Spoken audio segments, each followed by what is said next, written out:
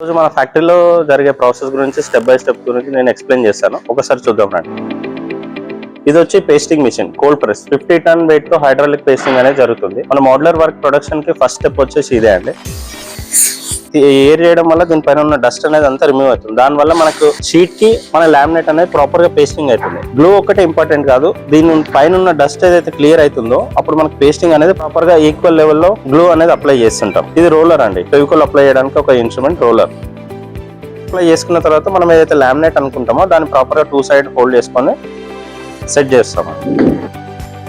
చేసుకోవడానికి రొటేట్ చేసుకోవాలి.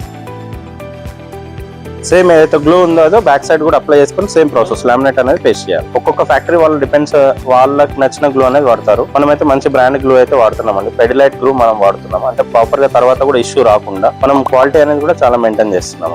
ఉన్న దాని షీట్ ని మనం మన కోల్డ్ ప్రెస్ లో అయితే ఇన్సర్ట్ చేయాలండి. కోల్డ్ ప్రెస్ ఉండడం వల్ల మనకు చాలా బెనిఫిట్స్ కూడా ఉంటుంది. షీట్ పైన 50 టన్ వెయిట్ అనేది పడుతుంది. ఇలా 8 అవర్స్ చేయడం వల్ల మనకు ప్రాపర్ గా పేస్టింగ్ జరుగుతుంది. దీని వల్ల బబుల్స్ వచ్చే ఛాన్స్ ఉండదు. డిఫరెంట్ లేయర్స్ లాగా కనిపించదు. పెస్ట్ కూడా లోపలికి వెళ్ళడానికి ఛాన్సెస్ తక్కువ అయిపోతుందండి. కోల్డ్ ప్రెస్ వల్ల మనకు చాలా బెనిఫిట్స్ ఉంటాయి. ఇది వచ్చేసి మన మోడలర్ లో ఫస్ట్ స్టెప్ అండి. పేస్టింగ్ చేసిన తర్వాత కటింగ్ తర్వాత ఎడ్జ్ బైండింగ్ తర్వాత మల్టీపోరింగ్. ఈ 4 స్టెప్స్ అనేది మన మోడలర్ ఫ్యాక్టరీలో ఎట్లా చేస్తాం అనేది నేను డైలీ ఒక మెషినరీ గురించి ఎక్స్ప్లెయిన్ చేస్తాను. ఈ రోజు కోల్డ్ ప్రెస్ అయింది, రేపు మనది వచ్చేసి ప్యానల్స్ కటింగ్ ఎట్లా జరుగుతుంది అనేది నెక్స్ట్ వీడియోలో మీకు ఎక్స్ప్లెయిన్ చేస్తాను. మన మోడలర్ ప్రొడక్షన్ డీటెయిల్ గా ఎలా జరుగుతుంది అనేది ఈ 4-5 వీడియోస్ లో మీకు ఎక్స్పీరియన్స్ వస్తుంది. దానికోసం వెయిట్ చేస్తూ ఉండండి, వీడియోస్ వాచ్ చేస్తుండండి. Thank you.